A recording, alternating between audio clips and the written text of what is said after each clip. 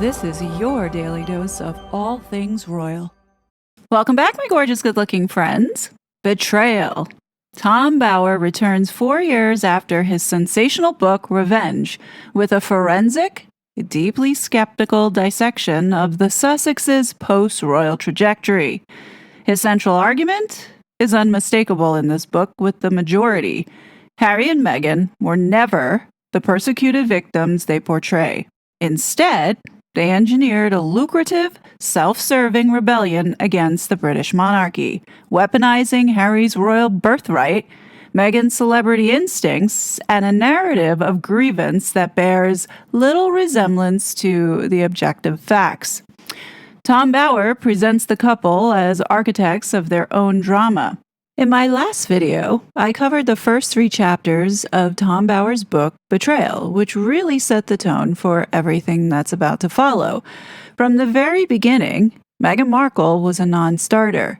She had her own agenda and entrapped Harry by preying on his vulnerabilities, which now leads us into picking right back up and heading into Chapter 4, titled William and Harry. Tom Bower steps back from the immediate fireworks of the Tea Party confrontation discussed in Chapter 3 to now deliver this psychological snapshot of Prince Harry's mental state before Meghan arrived on the scene. In this chapter, Bower argues that the fracture between the brothers wasn't created by Meghan. It was already baked into Harry's psychological DNA as the eternal spare, compounded by generations of royal emotional neglect, parental failure, and Harry's own refusal to accept his secondary status. So essentially, he's saying the mindset was always there. Meghan didn't invent Harry's grievances, she simply just supercharged them into an open revolt. In other words, she poured the gasoline and lit the match. This chapter implies that Harry was essentially a ticking time bomb of pent-up resentment, and the institution that should have protected him instead left him psychologically oppressed and primed for this exploitation. In other words, Bower is suggesting that Harry was vulnerable.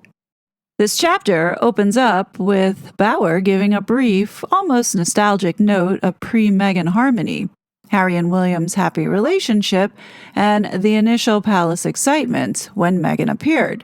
Bower then quickly switches gears and starts tracing Harry's wounds back to his childhood. The Queen is portrayed as warm yet patronizing towards the younger brother, reserving her favoritism for William. Sunday teas at Windsor, lessons in royal restraint and observation. Harry, by contrast, is depicted as the neglected casualty of generations of poor parenting. Charles as an absent, indulgent father who shied away from confrontation. Prince Philip's own damaged upbringing echoed in the family, and Diana's intuitive but culturally divergent influence that left the boys without shared passions. Bower even surfaces the persistent paternity whispers, Charles's own quip, "Who knows if I'm even your real father?" letting the reader feel the weight of Harry's insecurity without sensationalizing it. I feel like this right now is how we're going to start to see things being presented in the event of a divorce. It was not Harry's fault for turning out so messed up, and we're going to need to have forgiveness. I can see the headlines already now. Now, the portrait of Harry's adolescence is particularly brutal yet sympathetic in the detail Bower gives. The Eton underachiever, the cashless, keyless prince ferried between palaces by staff, the teenage nightclub spender on Krug and Grey Goose, the cocaine user exposed at 17. Army life in Afghanistan briefly becomes Harry's life belt, only for post-traumatic stress to send him unraveling, drinking, drugs, emotions sprayed all over the wall. Even here, Bower credits William as the one steadying influence, the co-founder of Heads Together who urged therapy. Yet Harry's self-diagnosis, "I'm not a person with a disorder," rings hollow against the mounting evidence of a man deep down was furious not to be the heir. Bower's sharpest point is reserved for Harry's core grievance, the intolerable status of the shadow, the support, the plan B, the spare part, kidney, perhaps. Every palace attempt to manage him, refusing a separate court, advising him not to compete against William, is reframed by Harry as ostracism. Trivial rows over parking spaces and sunlight become magnified symbols of rejection after William's marriage gave the Cambridges more staff, cars, and status. The chapter closes on the pivotal Diana delusion, Harry's claim that his dead mother helped me find Meg, met William's stunned disbelief. Well now, Harold, I'm not sure about that.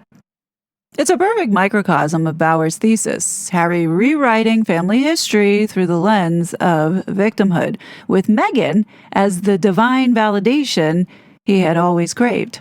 What Bower implies here, without ever having to say it out loud, is that the royal family's greatest failure wasn't cruelty, but complacency. They treated Harry's pain as manageable, never realizing or never wanting to admit how profoundly he misunderstood his grandmother, resented his father, and seethed at his brother's destiny. Into this vacuum stepped a malicious woman who would echo and amplify every little slight. And according to Bower, the betrayal wasn't born in Manchester or on Netflix. It was latent in Harry long before Meghan, and the institution's inability to heal despair is what allowed the Sussexes' war against the Windsors to ignite. Now, do I necessarily agree with this? Yeah, to some degree I do. I think the real loving force that Harry had was his mother, and had she not passed away, I think Meghan would not have been able to get within 100 feet of this guy. Honestly, I think that Diana would have saw through Meghan and would have kicked this viper to the curb. And what it sounds like here is that Harry was left to his own devices. He was able to do whatever he wanted as a prince and pretty much was never told no. I do think that there is a level of accountability that needs to be placed on Charles, especially if he wasn't paying attention to what Harry was doing or how he was developing into a young man. Even though this chapter is short, it does give us a little bit of psychological backstory that makes everything that follows with Megxit, Oprah, and Spare feel tragically inevitable rather than shocking. Harry wasn't corrupted by Meghan. He was already broken, and I think all of us understand that. However, the only person that can help him is really Harry himself. If he doesn't want to change, or if he doesn't want to recognize his ways and how this woman is taking him down into the gutter, then that's on him. He's an adult. He's no longer a child. He doesn't need guidance from a parent. He's a 40-something-year-old man. And I think the purpose for Bower putting this chapter in so early on in the book is to help us understand the place that Harry was in when he made these decisions to go ahead and be a traitor to his family. I don't think Bower is asking us to forgive him. I think it's just helping us understand as to how he could do something like this. Which now brings us into Chapter 5 of Betrayal, titled Briefings. Tom Bower turns from the personal clashes of the previous chapters into a forensic dissection of the information war that accelerated the Sussexes' break from the royal family. Set in late 2018, the months immediately after the Tea Party blow-up, this chapter, Bower shows us how Meghan systematically briefed Harry with a victimhood narrative that reframed the entire institution and his own family as racist manipulators out to destroy her, just as they supposedly destroyed Diana. The implication here with Bower is unmistakable. Harry wasn't merely influenced by Meghan, he was literally radicalized by her, becoming her willing accomplice in a deliberate scheme to rewrite history, bully staff, and monetize their royal status while claiming victimhood. Briefings here isn't about palace press ops. It's about the Sussexes' parallel, self-serving briefings to the world that would culminate in Oprah, Spare, and Netflix. The chapter opens up by going back to the immediate aftermath of the Tea Party. Meghan seemingly fed Harry's suspicions, planting the seed that his family was racist and distorting facts. Just like against your mother, Harry. The mere mention of Diana triggers Harry's bitterness, and Bower lets the prince's own words damn him. Harry clings to the conspiracy that Diana was chased to her death by paparazzi flashes, ignoring 2 exhaustive investigations, a coroner's inquest, and the seatbelt evidence. He refuses to acknowledge his mother's own media manipulation. Diana herself wasn't so innocent. You had the Panorama lies, the Andrew Morton book, the paparazzi tip-offs for leopard print bikini photos timed to eclipse Charles's birthday for Camilla.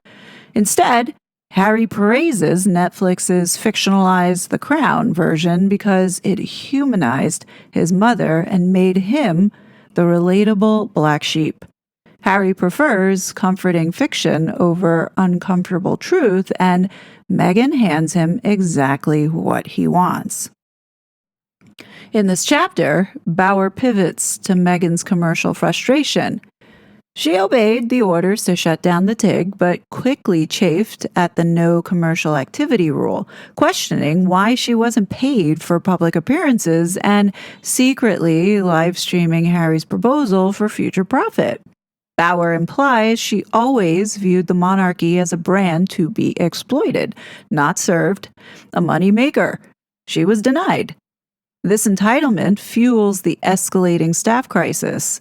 On the eve of 2018 Australia tour, 2 PAs filed formal complaints about Meghan's polite one moment, rude the next behavior.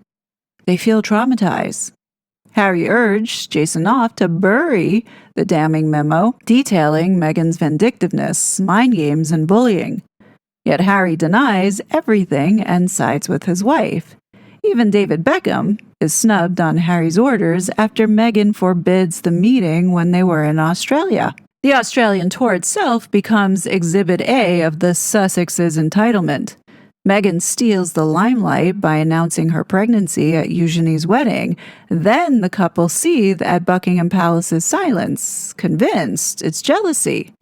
Crowds cheer them, but Bower notes Meghan never grasps that the adulation and applause is for the institution, not her celebrity. Back in London, William goes and confronts Harry at Nottingham Cottage. In Harry's Spare, he tells the story of William pushing him. A dog bowl breaks, and Harry calls his therapist at age 34. The chapter then goes ahead and ends with the People magazine Friends leak, clearly orchestrated via Meghan's circle, portraying her as suicidal and isolated, followed by Thomas Markle's explosive counterattack. Even here, Meghan demands Knopf lie for her, but he refuses. Bower's implications are crystal clear and build relentlessly on the book's thesis that this is the moment Harry becomes Meghan's uncontrollable accomplice. Camilla's later verdict says that Harry had been brainwashed by Meghan. The palace in this situation is portrayed as too passive, underestimating the threat and failing to contain the Sussex's demands.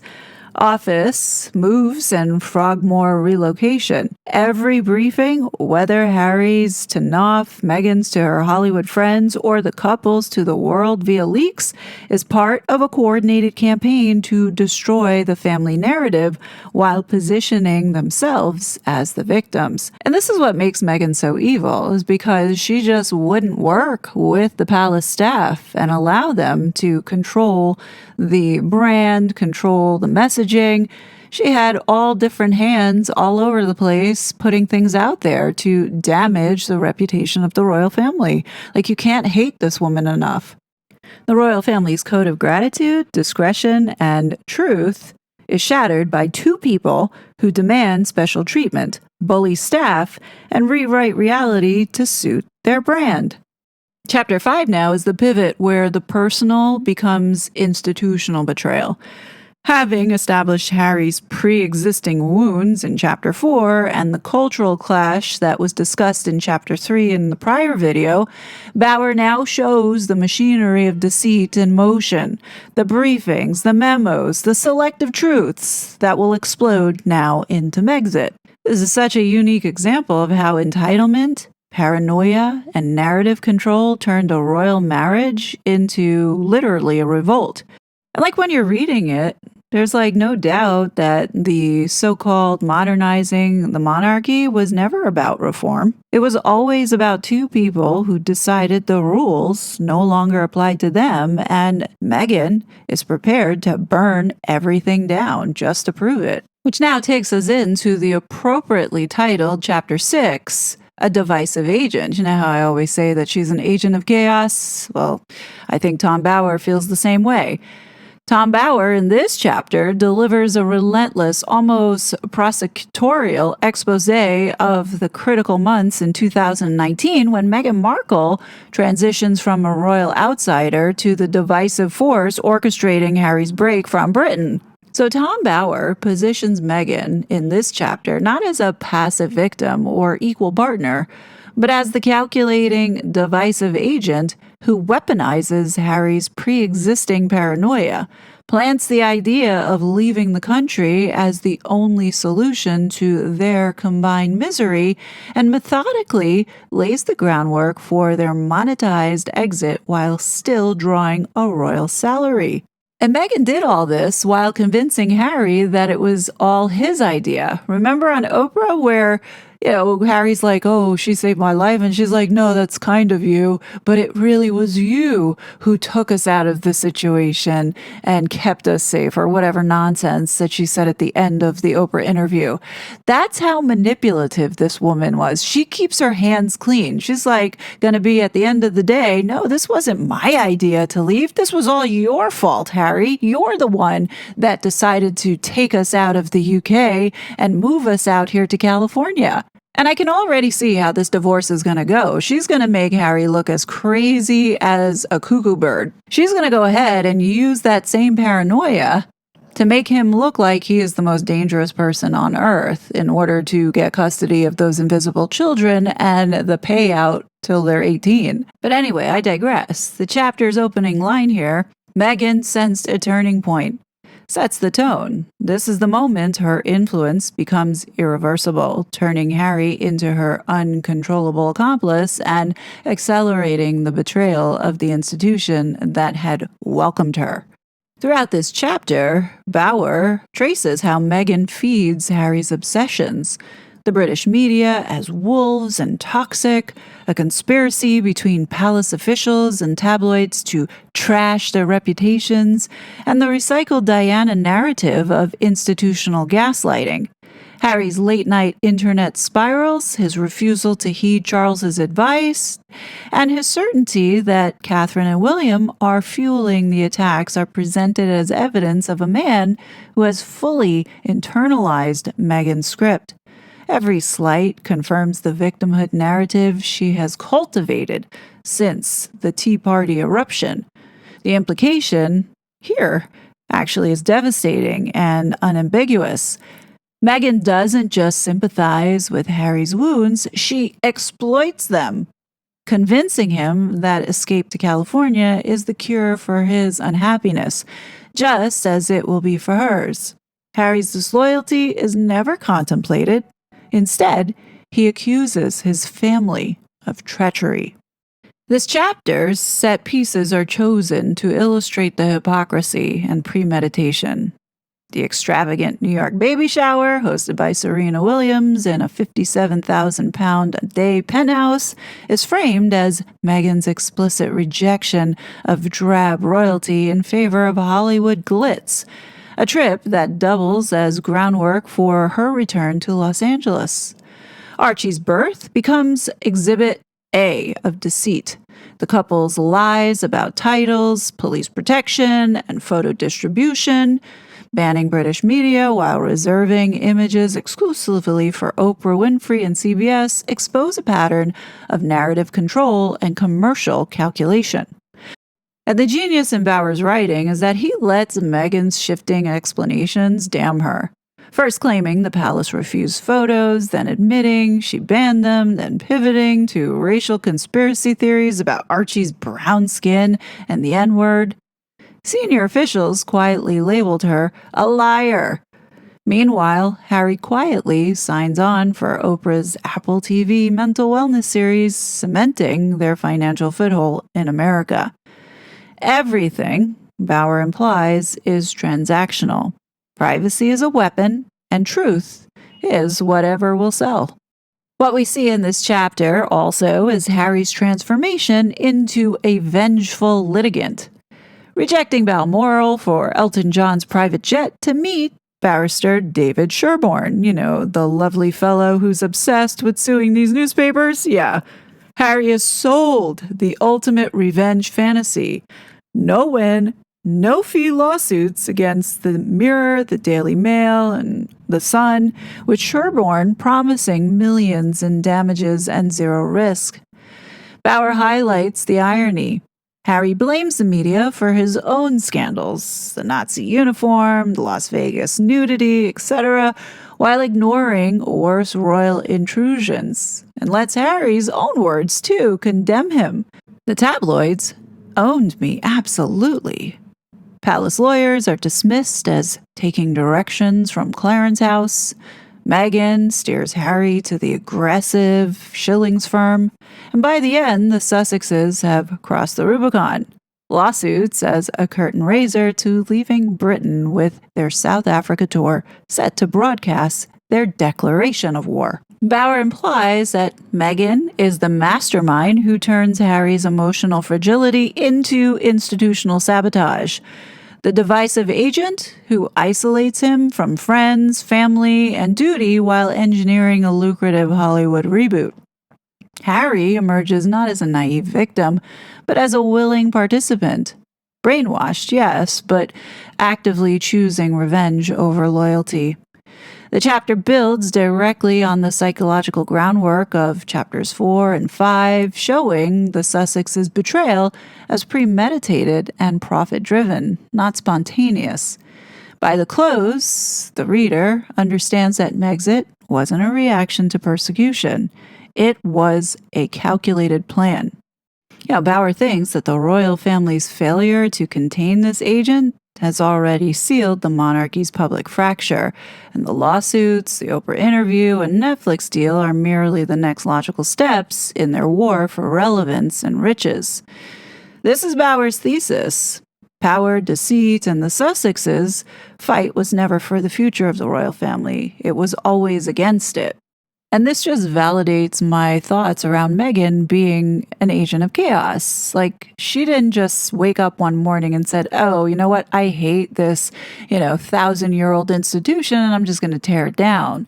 Obviously, she was planted in a way for her to go and entrap this dumb prince. And I believe that she was a honeypot who entrapped this guy, and now he's compromised. So let's just use common sense for a second. You go into one of the most powerful families, okay? Let's, take it at face value that Meghan is this superficial see you next Tuesday, and goes in there thinking that she's so important that if she can't be queen, then she might as well burn the whole place down. Now, anyone with any kind of common sense, especially if we are to believe that she went to Northwestern and supposedly smart, would think, you know what, these people are very powerful. I better not piss them off. Especially if my husband is running around saying that the palace killed his mom. You would think that if there wasn't anything sinister going on here, Meghan would mind her P's and Q's and do what she needs to do and just get on with it. But this woman appears to have no fear that anything's going to happen to her if she attacks the crown and its reputation, causing the destabilization of the UK. Now, when you think about this, if you were just a regular person off the street, a good old commoner going into the royal family, would you even dare to do that? This is why I believe that Meghan is being backed by some very powerful forces, because who in their right mind would jeopardize their own safety and security to go ahead and disrupt an economy like that? You know that you'd be a dead man walking. obviously. And let me tell you something, we have seen that Meghan's not brave like that. She stands clearly behind Harry whenever she's insecure and in a place where she is not the lead. More and more, when we look at this and everything that these two have been involved with and the people that they're involved with, it looks more and more like Meghan is this honeypot. And stupid Harry fell for it. And going back to what Bauer is saying about Harry's psychological mental fitness, yeah, I think some of that played into stupidly falling for this viper. And the last thought I'd like to leave everybody on here before I go is that if Tom Bauer is saying that Harry was broken before he met Meghan, then what do we think his condition is now? I think Harry is shattered beyond repair. I don't think there's any coming back for this guy. So even if he does divorce, I don't think he'll ever be in a normal relationship ever again with anyone. That's my opinion. And I'm not saying that there won't be any women out there for Harry. Trust me, there won't be a shortage of women for Harry. It just might not be the right women. And the unfortunate thing is that if Harry does end up meeting somebody else, they're going to have to deal with Meghan too. Because you know Meghan is not going to go away quietly. Even though she might be off doing her own thing with someone else, you know that she's going to continue to keep her eye on Harry because in her mind, she owns him. And that's the unfortunate thing. The unfortunate thing for if Harry does want to move on, and should he ever move on, it's unfortunate for that other person because they're going to have to be subjected to that toxicity that this woman brings. And yeah, I don't know. I don't envy that person. Not one bit. But what do you guys think so far? Definitely leave your thoughts below. I'll be back tomorrow with chapters 7, 8, and 9. So if you enjoyed this, please go ahead and hit that like button, as well as make sure that you're subscribed so you get the notification. But let me know what you think so far. Definitely leave your thoughts below. And as always, I will be back with more content. But until then, please be safe, and I will talk to you soon. Bye. Such a fraud.